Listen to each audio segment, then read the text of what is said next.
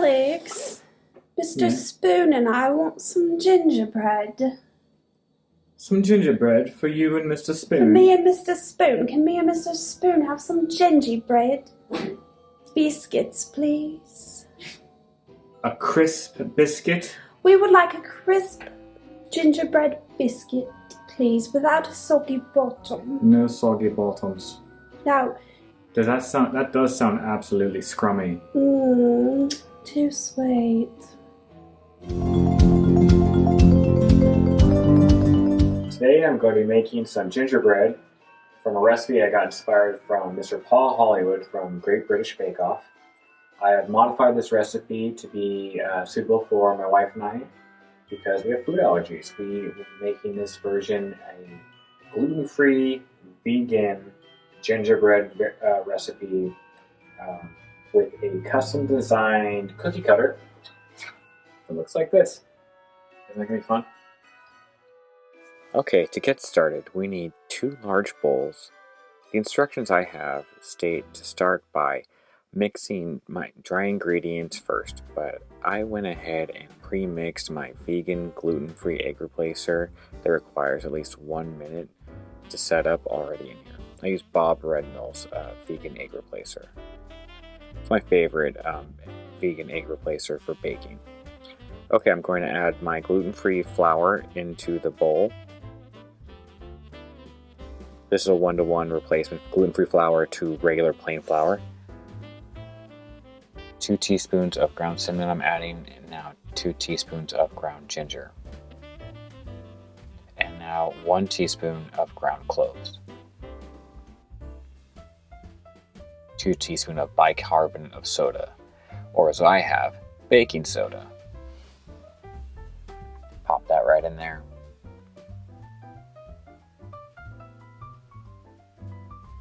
Now, the instructions say to add 200 grams of cold butter cut into dice next. What I'm going to be doing is I'm going to be using this stuff. This is a vegan butter substitute made from avocado oil. Just pop that in there, remember it's cold. 200 grams of butter is about 1 stick and a half plus 2 tablespoons.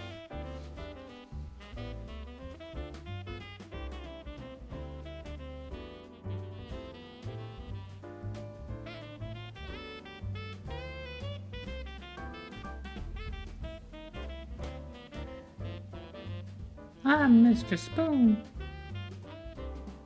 and I want some gingerbread.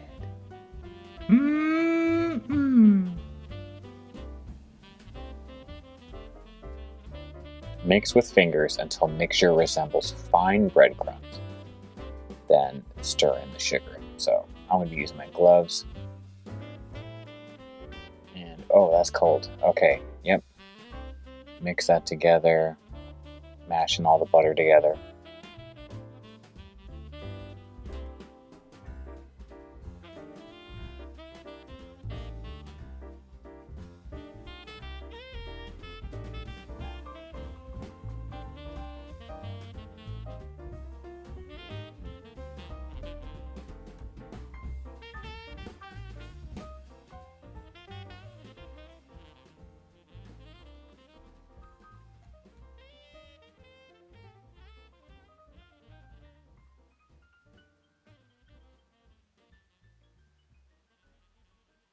Okay, that looks like fine breadcrumbs to me, plus my fingers are cold. Let's add the sugar. This is, again, the baker's sugar. It's more finely ground than regular ground sugar. It is a measurement of 175 grams.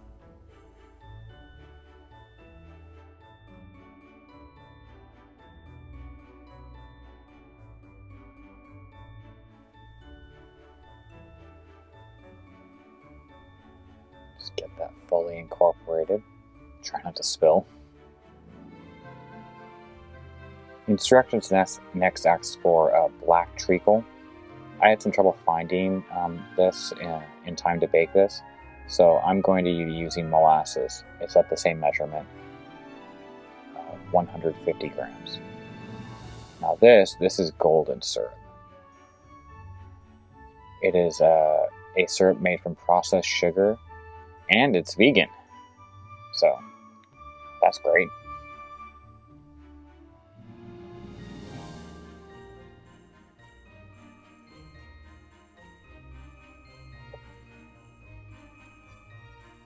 Okay, now mix this fully together.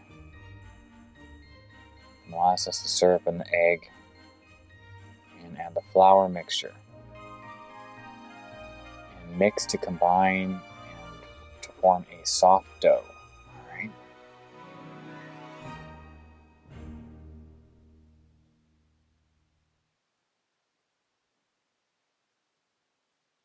Okay, that looks good. It smells really good. It's not even mixed yet, and I want to eat some.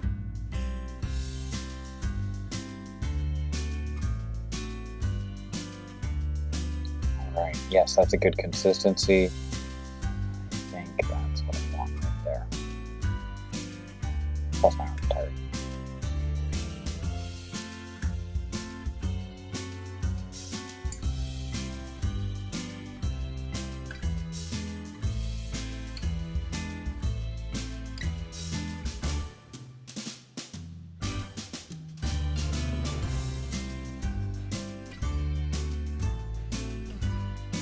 Okay, so dust a clean surface with flour. Move the dough over. Make sure to get all the pieces out. Only wear gloves. You don't have to, it's up to you. I would just, as you prefer. Sometimes you have to bribe your camera person with cookie dough. Hey. You can have a little bit off of that. Is that okay? You want that? Alright. There's no egg in this. It's okay.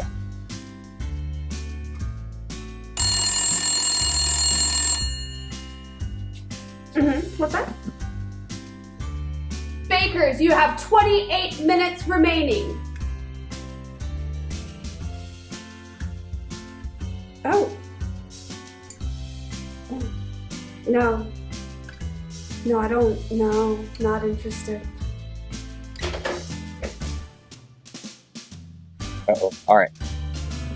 Let's get this together. Knead it until it forms a soft dough. Well, it's already soft. I guess you want it to be smooth. A smooth dough is what you're looking for.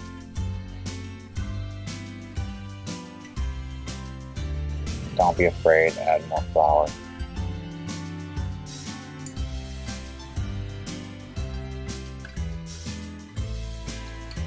Alright, you're going to need some cling wrap to fully enclose the dough.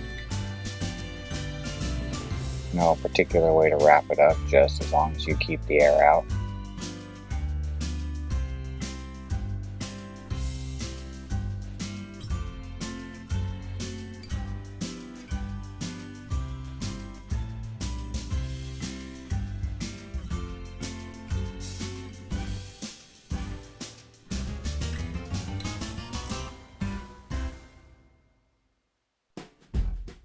After you're satisfied with your wrapping, move it to the fridge and let it sit for at least 1 hour to firm up. Depending on how many cookies or how big of a house you're baking, you will depend on how much of the dough you will need to roll out. I'm only making a couple right now, so I'm only going to need probably half this amount, maybe even take a third off of that too. But go ahead and unwrap it when it's ready. Dust your table like I did. Don't be afraid of the flour. I can't be. I'll say this enough. Like, sure, it's a little messy, but we'll clean it up all at the end.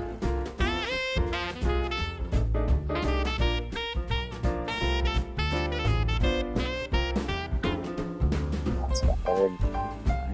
Use that. Dust the rolling pin too, because it will stick.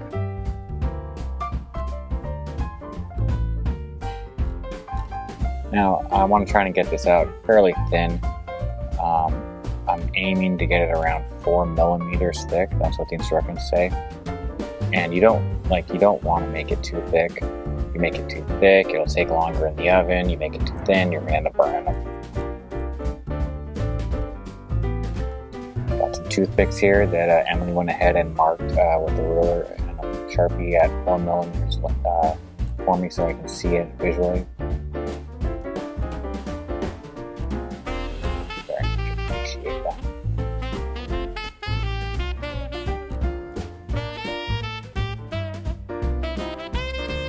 Okay, I got it. Ginger mix that Emily drew and I printed on the 3D printer.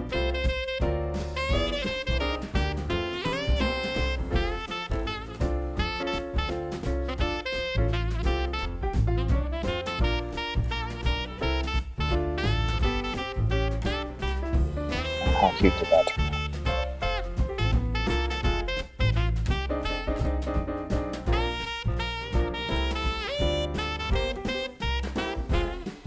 I can't wait to eat these. These are going to be so good, guys. I can tell you already, as long as, you know, everything keeps going to plan, I'm going to be enjoying some gingerbread later. Alright, the bow next.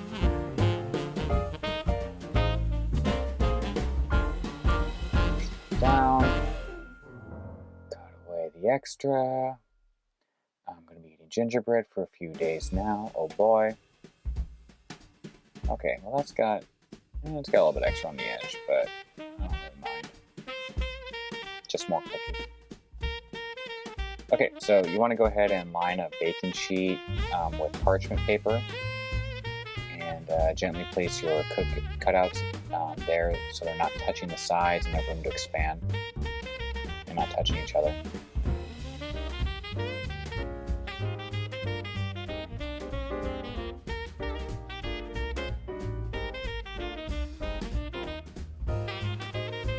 You're going to want to have to preheat your oven to, what the instructions say is 180 degrees Celsius, which is, I converted that to 356 degrees Fahrenheit.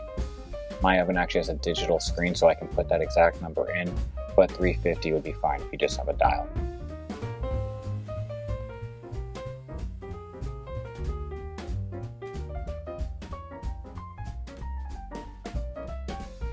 Okay, let's make some royal icing. Add that baker's sugar or caster sugar. I have measured out 250 grams of it, and I'm going to be adding 3 tablespoons of water. Just those 2 things.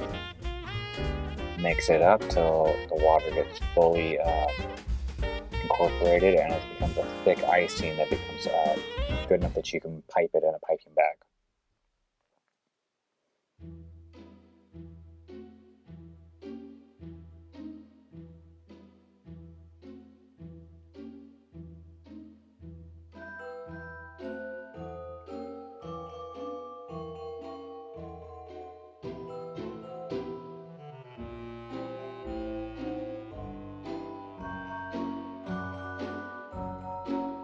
Okay, yeah, that's mixed up.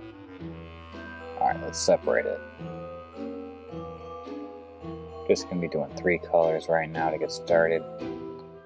White. This one, I think that'll be my green. A red one.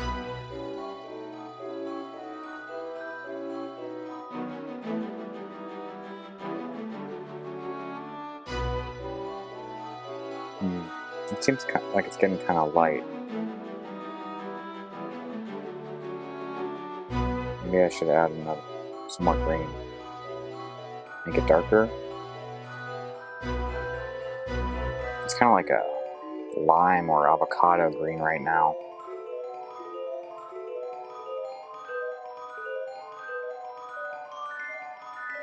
I'm adding more. I want a dark evergreen kind of color. Hopefully this will be enough. I don't want to add way too much and end up with like a black. Moving on. Let's do red. I'm going for it. 2 drops of red.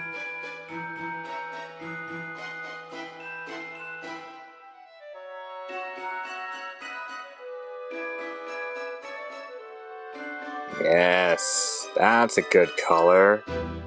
It's like a candy apple red.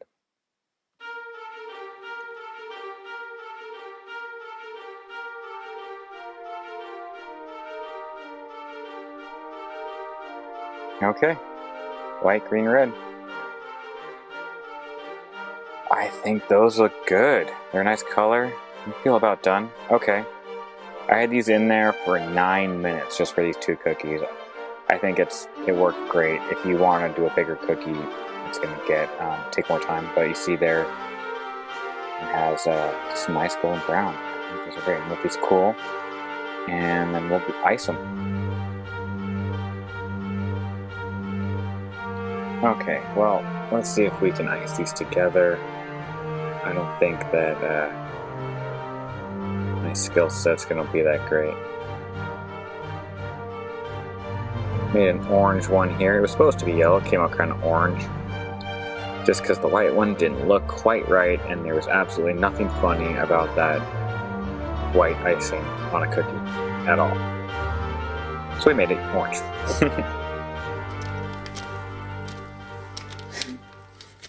Just so you know, artistic ability does not necessarily translate to decorating cookies or cakes, because I've made a lot of cookies before and I've never been good at decorating them.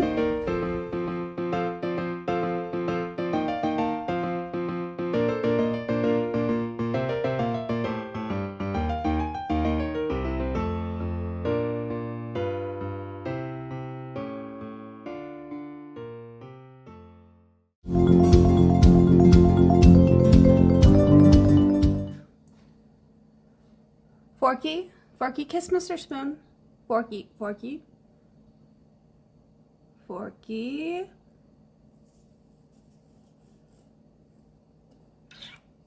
Aww.